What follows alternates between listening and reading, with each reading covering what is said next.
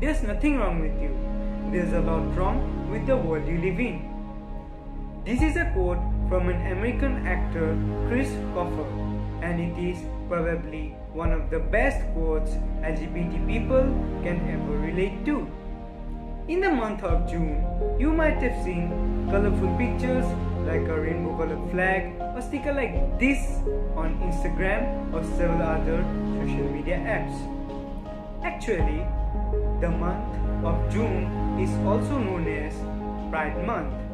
What is Pride Month? Why Pride Month? What is LGBT? What is their condition in the present world? These are some of the questions that we will address in this video by QCB.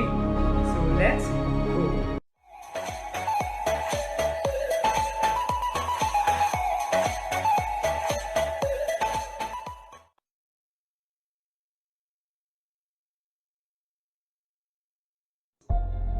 Let us first understand what does LGBTQ actually stands for.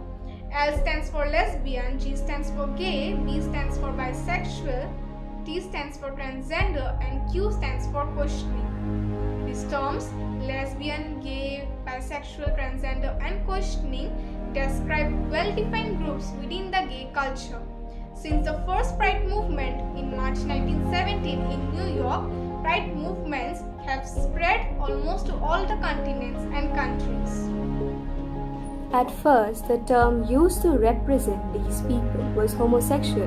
Then the word homophile was introduced.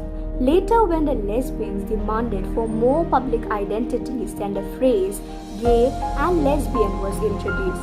When more controversies were raised on bisexual and transgender, then they were collectively known as LGBT, and Q, that is questioning, was added for those people who were still unsure to socially label their gender for various reasons.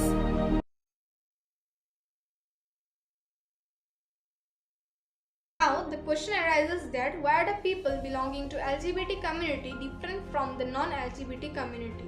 This is because of some hormones present in our body. Hormones are not too complicated. In simple words, we can say that they are your body's chemical messengers. These are some hormones that determine a person's inclination towards a particular gender.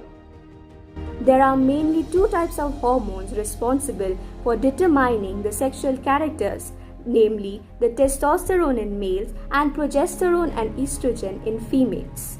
The more testosterone secreted in a male, the more inclination that individual will have towards females, and vice versa for women.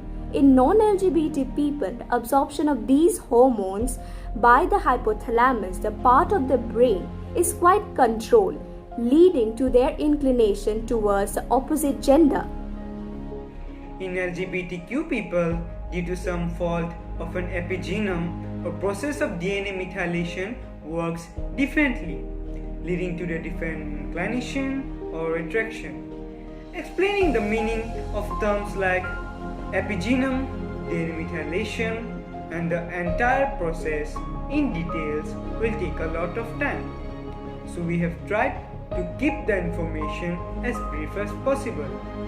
But if you want a better explanation, let us know in the comments.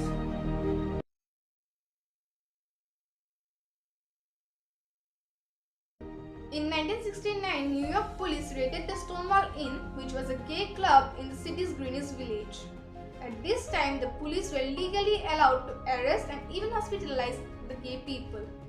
This riot led to 6 days of protests and violent clashes with the law enforcement in the city. This paved the way for the movement to secure gay rights in the US. The first Pride Parade in the New York City occurred on 28 June 1970. This parade was officially known as Christopher Street Liberation Day. This march was organized by representatives of groups like Gay Liberation Front and Gay Activist Alliance.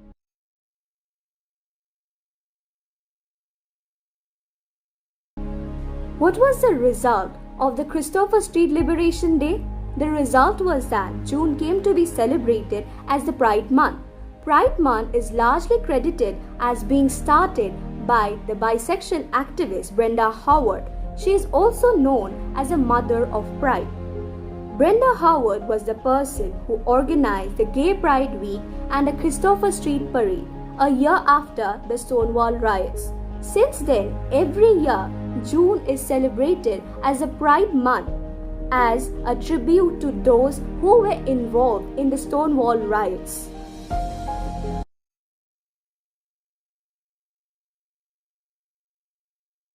Even after so many struggles and tortures, the LGBT community has not yet got its equality. And all this because of what? Just because this sexual inclination is different from the majority people. Only 4 countries till date have recognized same-sex relationships. 11 countries have legalized same-sex marriages. So let's talk about solutions. It's high time now. The heterosexual people need to help the LGBT community to get its rights. So what can we, the heterosexual people, do? Firstly, stay informed about the policies that affect the LGBTQ+ community. Check the news, read the articles about what international, national or state policies are being made for the LGBTQ+ community. Check if the policies are actually benefiting them or are curtailing their freedom even more. Secondly, actively fight for the LGBTQ representation. Look at the places you work or study, the clubs that you are associated with or a part of. Check if there is any LGBTQ representation. If the answer is no, then you can advocate the representation of these people in those places. Thirdly, use gender-neutral pronouns. Instead of saying motherland, say homeland. When you're with your friends, instead of saying guys, try saying folks. Mention your preferred pronoun on your social media handle. Instead of simply assuming one's gender, let us normalize asking people what their preferred pronouns are. Fourthly, get to know about the LGBTQ+ members of your community. Look for people around you and try to gather information if someone belongs to the community and support them. The heterosexual people will never truly understand the amount of pain and discrimination the community members face in their lives.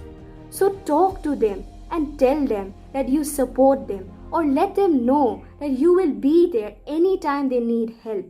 This simple act can give them the courage to fight against this cruel society.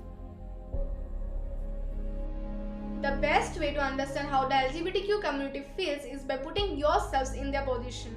Try thinking that what would happen if your rights would have denied to live a normal life, if your freedom would have taken away only because of your sexual inclination.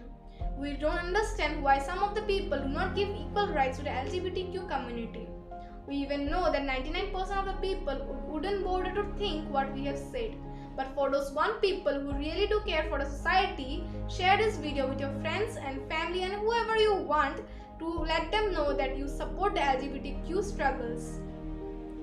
Dr. B.R. Ambedkar once said, measure the progress of a community by the degree of progress women have achieved. We at QCV say we measure the progress of a community by the degree of progress members of LGBT community has made. और इस simple सी बात को आप तक पहुंचाना ही हमारे group का मकसद है.